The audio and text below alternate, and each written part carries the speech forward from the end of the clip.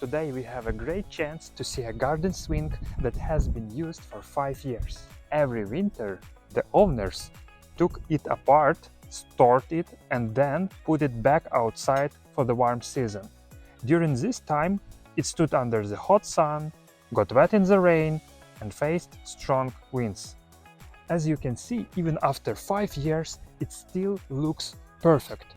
Metal frame is still like new. Some areas have small scratches in the paint, which is normal for metal outdoors, but this can be easily fixed with some touch-up paint.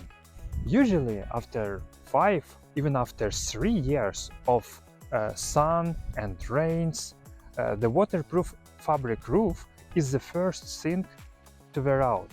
It is easy and cheap to replace. But in this case, even the roof is still good. It have lost its original color, it was brown before, but it's still good and could last at least one more season, maybe even longer.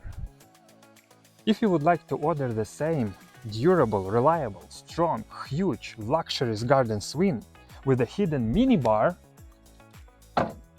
and the footrests, contact us via the link below the video.